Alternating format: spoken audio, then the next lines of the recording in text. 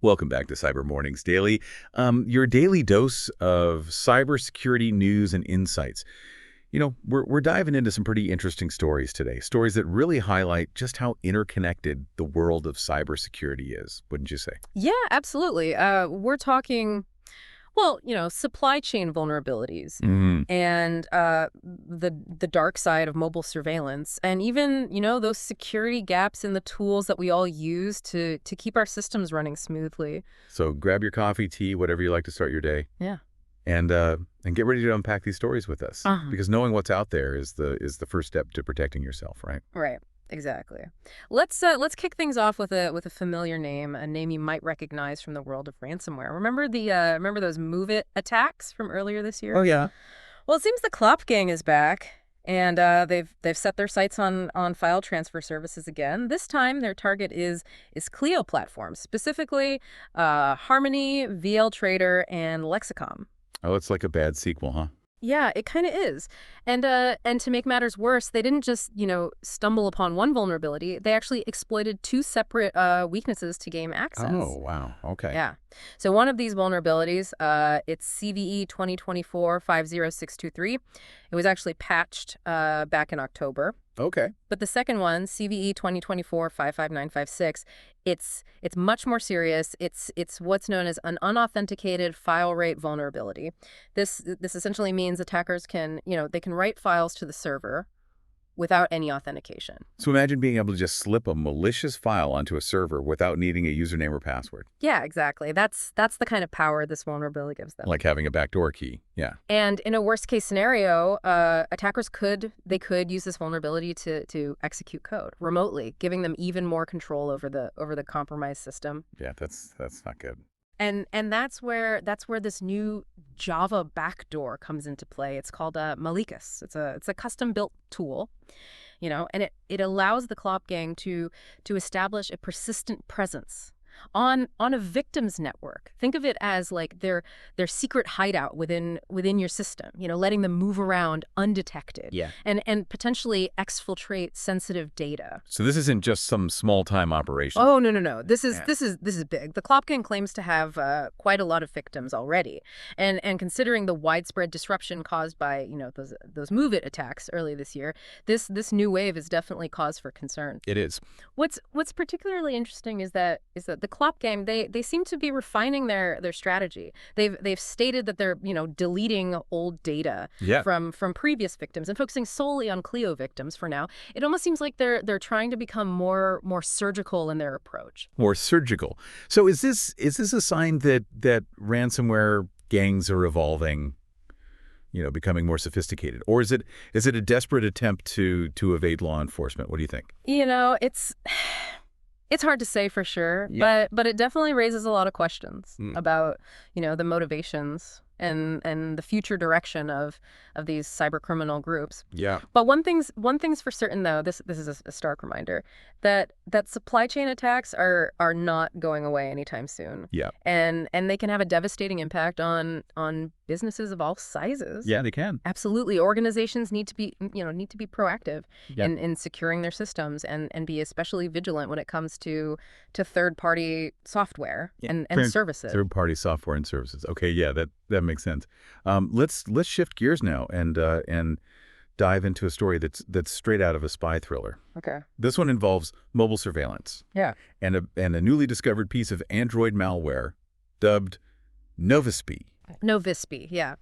This discovery was a collaborative effort between researchers at Google and Amnesty International. It all started when a journalist in Serbia found some suspicious software on their phone and reached out to Amnesty for help. Wow, talk about being in the right place at the right time. Right. Amnesty International, they conducted some initial analysis and found that the phone had been unlocked using a Celebrate product. Let's celebrate product. These are tools typically used by law enforcement agencies for digital forensics, which raises some serious concerns about potential misuse for surveillance. Yeah, that's a little concerning. Right. The fact that a journalist's phone was targeted with such sophisticated malware and unlocked using a tool often used by law enforcement is definitely alarming. To get to the bottom of this, Amnesty International, they passed the malware sample on to Google's Project Zero team, Hmm. and their analysis, revealed even more technical details. Okay, so what exactly is Navispeak capable of? So Navispeak, it's a highly sophisticated remote access tool. It gives attackers extensive, monitoring capabilities on the infected What's device. that mean? We're talking call logs, text messages, location data, even access to the camera and microphone. It's essentially a digital spy in your pocket. Oh, that's a little unsettling. Yeah, it is. How are the attackers able to get this malware onto the phone in the first place? Well, the Project Zero team, they traced the malware back to 6 vulnerabilities Hmm. in the Qualcomm DSP driver. This driver is a piece of software that controls the digital signal processor, found in many Android devices. And here's where the issue of slow vendor patching comes into play. One of these vulnerabilities was still unpatched at the time of discovery, and two others took over 90 days to be addressed. That's a huge window of opportunity for attackers to exploit these weaknesses Hmm. before a fix is available. It's a bit unnerving to think that something like this could potentially be lurking on our phones, Yeah. silently collecting our data. What are the key takeaways from this discovery for everyday users? Well, this case highlights the growing sophistication Mm. of mobile surveillance tools and the potential for misuse Right. by various actors. It underscores the importance of vendor responsiveness in addressing vulnerabilities to minimize the window of exploitation. Yeah, it's a reminder that cybersecurity threats extend beyond, traditional computers, Mhm. and that we need to be just as vigilant about securing our mobile devices. Speaking of tools and security, let's move on to our final story for today, Mhm. which involves a popular software deployment tool called PDQ Deploy. PDQ Deploy. Yeah, it's widely used by IT administrators to streamline the process of installing software on multiple computers. But recently, CertTC issued a warning Mm. about potential credential theft vulnerability in this tool. So what exactly is the issue here? How could a tool designed to help manage systems securely become a security risk itself? Well, the problem lies in how PDQ Deploy handles, credentials when using its deploy user run mode. It creates temporary credentials Right. for software installation, Right. which they're supposed to be deleted afterward. However, attackers with local access to a machine where PDQ Deploy is running can potentially snag those credentials from memory Mhm. before they are wiped clean. And to do this, they might use a tool like Mimikatz. Mimikatz, yeah. Mimikatz is a post-exploitation tool often used by attackers to extract credentials and escalate privileges. It's particularly effective in this scenario because it can capture those fleeting, temporary credentials from memory before they disappear. So if an attacker gains local access to a system, Yeah. yeah, and manages to steal those temporary credentials, what's the worst that could happen? Well, if those stolen credentials happen to belong to a user with high privileges, like a domain admin, Yeah. the attacker could potentially gain widespread access to the network. They could move laterally, compromise other systems, steal sensitive data, or even cripple the entire infrastructure. Okay, so that's a pretty dire scenario. What steps can admins take to mitigate this risk Yeah. and protect their systems? Well, PDQ Deploy recommends using Windows LAPS, which stands for Local Administrator Password Solution. LAPS creates unique local administrator passwords for each computer, making it much harder for attackers to move laterally, even if they compromise one machine. It's like having a different key for each door in a building. Even if someone picks one lock, they can't easily access all the rooms. Exactly. And of course, the principle of least privilege is crucial here. Only grant users the minimum level of access they need to perform their task. This limits the potential damage an attacker can do if they manage to compromise an account. Okay, yeah, I see what you mean. CertTCC also recommends using the logged on user mode in PDQ Deploy for enhanced security. How does that differ from the deploy user mode? Well, instead of creating, temporary credentials, the logged on user mode, it uses the credentials of the user currently logged into the machine for software installation. This eliminates the risk of temporary credentials being stolen from memory because they're never created in the first place.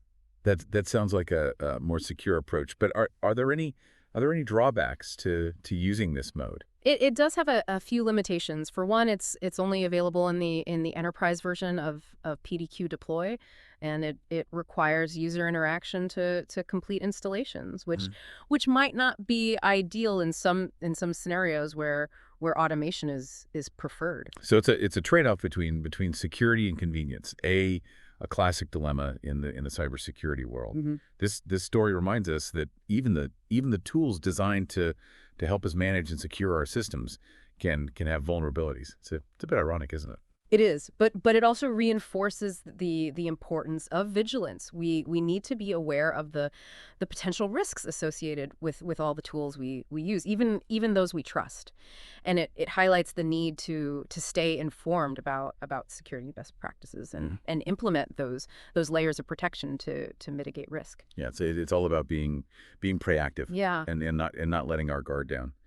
Speaking of proactive measures, let's circle back to the Clop gang and their recent targeting of Cleo file transfer services. We talked earlier about how they claim to be deleting all data from previous victims and, Yeah. and focusing solely on Cleo victims now. Right. It's a rather intriguing development that sparks a lot of questions. Is it a genuine shift in strategy or just a ploy to manipulate public perception? Is this an attempt to evade law enforcement by covering their tracks, or are they trying to present themselves as more ethical criminals who only target specific companies and spare others? What do you make of this? It's difficult to say for sure what their motivations are. It could be a way to distract from their past activities, or it might be a calculated move to create a more surgical and less chaotic approach to ransomware attacks. It's certainly a departure from the indiscriminate targeting that we've often seen with ransomware gangs. Yes. And it raises interesting questions about how these groups are evolving and adapting their tactics. Are they becoming more sophisticated and strategic? Are they responding to law enforcement pressure, or are they simply experimenting with new approaches to maximize their profits? It's a reminder that the threat landscape is constantly shifting, Yeah. and we need to be prepared for the unexpected. Let's take a moment to revisit the Nova Speed discovery. That story really brought home the reality of mobile surveillance. Yeah. And the vulnerabilities that exist in the mobile ecosystem. The fact that the sophisticated malware was discovered on a journalist's phone raises serious concerns about targeted surveillance and potential misuse of forensic tools. It highlights the importance of digital privacy and the need to protect ourselves from intrusive monitoring. It's unsettling to think that our smartphones, which hold so much personal information, could be vulnerable to such sophisticated attacks. What steps can individuals take to mitigate their risk and safeguard their mobile data? Well, using strong passwords, being cautious about the apps we install, and keeping our operating systems updated are all crucial steps in securing our mobile devices. We also need to be aware of the permissions we grant to apps and be mindful of the data we share online. It's about striking a balance between convenience and privacy. We often readily give apps access to our location, contacts, and other sensitive data without fully considering the potential consequences. That's true. We need to be more conscious of our digital footprint and take steps to minimize our exposure to surveillance. As we wrap up today's episode, it's clear that cybersecurity is a complex and interconnected web of threats and vulnerabilities. We've seen how a seemingly isolated incident of malware on a journalist's phone can be linked to broader issues of surveillance and the potential misuse of forensic tools. We've discussed how vulnerabilities in file transfer services can lead to to widespread disruptions and data breaches, and we've explored how even the tools designed to help us manage and secure our systems can have security gaps that attackers can exploit. What are the key takeaways you'd like our listeners to remember from our discussion today? I think it's important to emphasize that cybersecurity is not just an IT problem. It's a business problem, a societal problem, and a personal problem. We all have a role to play in securing our digital lives. Absolutely. What specific steps can individuals and organizations take to strengthen their cybersecurity posture and minimize their risk? For individuals, it's crucial to practice good, cyber hygiene. Use strong passwords. Be cautious about phishing attempts, and keep your software up to date. For organizations, it's essential to implement a layered security approach. This includes having strong firewalls, intrusion detection systems, and endpoint protection solutions in place. And of course, regular security awareness training for employees is essential. Humans are often the weakest link in the security chain. So it's crucial to educate them about the threats and how to protect themselves. That's right. And it's not enough to simply implement security measures and hope for the best. We need to be proactive in monitoring our systems for suspicious activity and be prepared to respond quickly if an incident occurs. Cybersecurity is an ongoing journey, not a destination. We need to stay vigilant, stay informed, and continually adapt to the evolving threat landscape. Well said. And as we wrap up our show today, let's leave our listeners with some actionable advice, some things they can implement right away. Okay, sounds good. Where should we start? First and foremost, let's reiterate the importance of timely patching. I know it sounds basic, but you'd be surprised how many organizations fall behind on updates. It's like leaving your front door unlocked just because you're too busy to turn the key. Exactly. Make sure you have a robust patch management process in place and prioritize those security updates. Don't give attackers an easy way in. Next up, let's talk about securing those precious credentials. Those usernames and passwords are the keys to your digital kingdom, folks. Absolutely. Implement strong password policies. Enforce multi-factor authentication wherever possible, and consider using a password manager to keep track of those complex logins. And let's not forget about our old friend, the principle of least privilege. Right. Only grant users the access they absolutely need to do their jobs. It's like compartmentalizing a ship. Yeah. If one section gets breached, the damage is contained. Now we've talked about various tools today, both those used by attackers and those designed to protect our systems. What's the key takeaway here? Don't blindly trust any tool. Take the time to understand how it works, what its limitations are, and what security risks it might pose. Read the documentation. Stay up to date on vendor advisories, and don't be afraid to ask questions. And finally, remember that cybersecurity is a team sport. We're all in this together. Promote a culture of security within your organization. Encourage vigilance. Report suspicious activity, and empower everyone to be part of the solution. And that's a wrap for today's Cyber Mornings Daily. We hope you found these insights valuable. And remember, stay vigilant, stay informed, and stay secure. Until next time.